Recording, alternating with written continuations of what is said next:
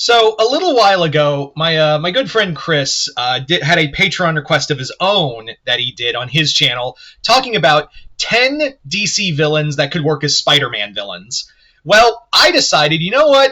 I want to do something similar, but this time around it's going to be 10 Marvel villains that would work as Batman villains. Now, here's the kicker. In Chris's video, he was told he couldn't use Spider-Man villains, so he had to think outside the box. So, he couldn't use Batman villains for Spider-Man, so it wouldn't be filled with Batman villains. So, for this video, I am not only not going to use Spider-Man villains, but I'm also not going to use Daredevil villains. So Spider-Man and Daredevil's rogues galleries are off the table. And you may be thinking, well, that's impossible. Spider-Man and Daredevil villains are perfect for Batman. That's where I think a lot of people don't, there are so many other villains out there that could work as Batman villains. So I've picked these 10, and I'm always excited to hear what your 10 are, what 10 villains you'd put in Batman's rogues gallery. So yeah, here we go. Right out the gate, we're going to talk about the Gorgon, one of Wolverine's most lethal villains. In fact, killed him in his first outing. Killed him and resurrected him as an agent of the Hand. The Gorgon is a mutant who is a genius. He's a master fighter. He has superhuman strength, speed, and durability. And he has the mutant ability to, if he looks at you, you turn to stone immediately.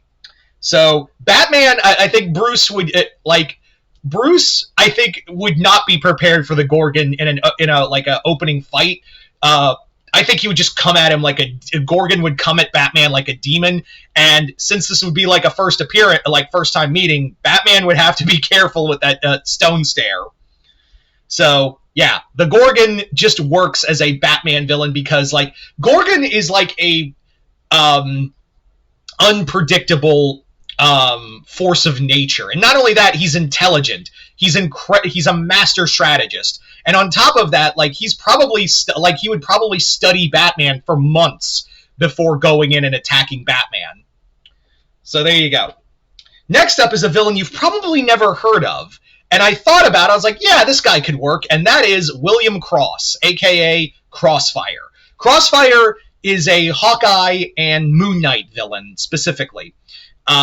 Crossfire is an ex-CIA agent who went a little funny, shall we say, and basically became a mercenary / intercontinental terrorist. Crossfire, what makes him so interesting is that while he does look like a hospital-colored version of Deadshot, there's a lot more to him than that. Not only is he like a master hand-to-hand fighter, he's also like an excellent sharpshooter, but like I said, he's ex-CIA, and basically what he does is what he likes to do is create dossiers on and study his enemies. So if he was to go up against Batman, it would be the same thing with Gorgon, where, Crossfire would basically be studying Batman, he has agents under him that he would have study Batman, and even pose as people please save me, Batman, and then would report back to Crossfire and give him a dossier on everything, so he'd be able to study Batman and understand how to fight him. Not only that, he knows how to build traps like Jigsaw. Also, he's really good at psychological warfare. So Crossfire, while he's not a well-known villain, he's someone I think would give Bruce quite the workout in their first few encounters. Next up, this one was bound to be on this list, right? We all knew he was going to be here because he's kind of everyone's villain, and that is Taskmaster. Of course Taskmaster was going to be on this list. Did you think he wasn't? Taskmaster is basically a every Marvel villain. He's everyone's villain, capable of copying everyone else's fighting stance, master of multiple forms of combat, and, like I said, once he watches Batman fight enough, he's gonna copy it. Thing is, though, I think Bruce would be a little more prepared for Taskmaster, and yes, I am looking at the list because I know I'd forget. I think Bruce would be a little more prepared for Taskmaster on the grounds of he's fought someone similar, that being Prometheus. And Prometheus does pretty much the same thing. He's DC's Taskmaster.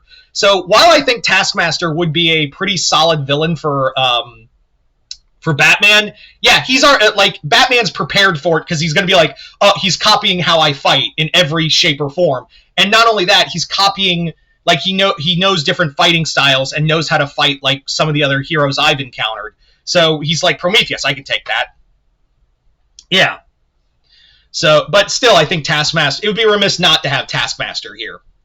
Next up, the Absorbing Man. Now, whoa. I know what you're going to say. I know exactly what you're going to say. The Absorbing Man, you know, a guy who fights Hulk and Thor on a daily basis, the guy who can, you know, touch anything and absorb it.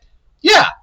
What, you think, I know exactly what you're going to say. That doesn't, Absorbing Man can't be a Batman villain. Oh, but you same Batman, you know, cocksucking fans always say Batman can beat anyone with prep time. So which is it here, guys? Is Batman capable of beating anyone, or can only certain people fight Batman as long as he can't be, like, uber-powered? And it's not like Absorbing Man hasn't been beaten by other guys without powers. I mean, Daredevil's beaten his ass a few times. I know Iron Fist took a crack at him once or twice. So yeah, much like with Taskmaster, while Absorbing Man is primarily a Thor and Hulk villain, he's kind of everyone's villain, really. And it's not like Bruce has encountered superpowered beings beyond his strength. I mean, one of his rogues is literally a guy who can make himself into pure clay, right? So yeah. So I imagine, like, Absorbing Man also Crusher isn't exactly the smartest guy. So Batman does have some metas in his rogues gallery, so he can probably handle, because yeah, he's not going to outfight Absorbing Man. Like, there's no way he's going to be outfighting the Absorbing Man, but he is going to outthink the Absorbing Man. So I think that's kind of why I wanted Absorbing Man on this rogues gallery list, because this would force Bruce to fight smart. He can't just go flying in, like, with a flying kick, because his foot, like, Absorbing Man's just going to make his skin into, like, titanium and break Bruce's leg on contact. So, I mean, I imagine that's what he's going to encounter the first time around, but, like, Bruce is going to try, like, Bruce has now got to, like, fight with his brain. Anyway, so there you go. Next up, we have Tiger Shark, a Namor villain. Tiger Shark brings a whole level of threat to him because not only is he going to be physically stronger and faster than Bruce, he's also going to be fighting in an element that Bruce is not really accustomed to, fighting underwater. Yes, he does fight villains underwater, but that's not really his domain. He's not capable of fighting someone in deep water. You know, he's even said, it makes my body slow. So Tiger Shark, again, this is another fight where Bruce is outclassed environmentally and physically. So now he has to outthink his opponent. And again, Tiger Shark isn't exactly a smart guy either. I mean, yeah, he's pretty strong. I mean, he fights Namor. He's one of Namor's arch enemies. So that gives you a clue of what he goes up against. But again, Tiger Shark depends more on brawn than brain. So while it'll have the environmental and physical element, this leads to Bruce forced to, like, fight,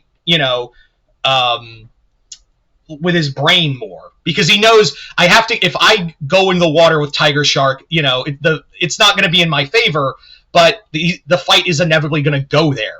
So Bruce is going to have to, like, keep Tiger Shark on land, and if he has to go underwater, that's where he has to, like, really put the brain power. Next up is another lesser-known villain from Moon Knight's Rogues Gallery, Stained Glass Scarlet. Stained Glass Scarlet was a vigilante who Mark hooked up with, but became more violent and cruel. And now in the comics, she died, and her soul has now become like a god, a lesser god. Yeah, the power of belief literally made her a god, a lesser god, but still. But we're not going to use the god element in Jed McKay's run. This is going to be like typical, like human Stained Glass Scarlet. So Stained Glass Scarlet would be probably arriving in Gotham because she's like a Punisher type character. So she's going to be trying to, like, clean up the criminal element. But of course, that's not going to fly with Batman. And Scarlet is just going to be like, no, I'm going to, I'm doing what you can't. So it's going to be like fighting Red Hood or Huntress again. So even though, yes, she would want to work with Batman, Batman's going to be like, I don't kill, and you're no different. So that's going to lead into some conflict here and there. Moving right along, you think I wouldn't have a Punisher villain on here? Yep, we're going to use Barracuda.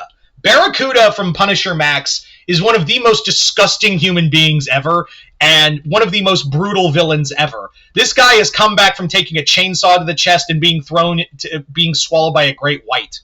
The dude is human, but he's so inhuman. Like, Batman, this is one of those villains Batman would be, like, disgusted by. Like, absolutely just 100% disgusted by encountering them.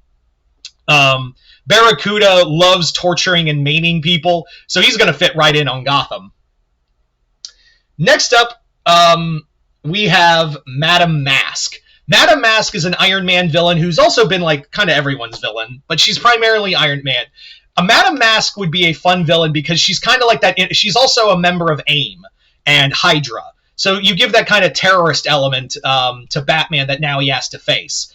On top of that, she's also incredibly intelligent and knows how to use her feminine wiles on Batman. So I imagine it'd be kind of like a femme fatale, kind of like a Talia or Catwoman situation with Mask. But make no mistake, she's an excellent fighter, and she's incredibly intelligent. So yeah, Mask is another one.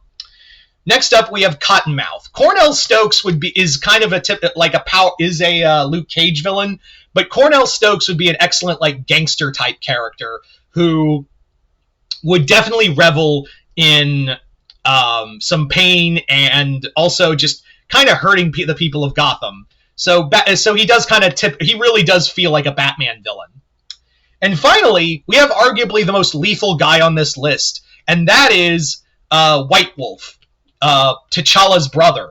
White Wolf is one of the most lethal villains. I think he's criminally underrated as how far he goes in terms of villainy. This guy is an international terrorist. He is a master hand-to-hand fighter that even T'Challa has said, I don't know if I can beat him in a one-on-one. He has destabilized small countries. This guy is the embodiment of don't fuck with me. And Batman this would be arguably out of anyone on this list, White Wolf would arguably be the most lethal villain he's encountered. He's intelligent, he's an incredible fighter, and he has pockets. Dude has pockets, so he can spend money and also carry vibranium tech. So White Wolf would be arguably the most lethal villain here. So you guys tell me in the comments below, what 10 Marvel villains outside of Spider-Man and Daredevil would you like to see go up against Batman? Just comment below, let me know. Other than that, hope you all enjoyed this. I'm Mr. Multiverse. I'll see you next time in the Multiverse.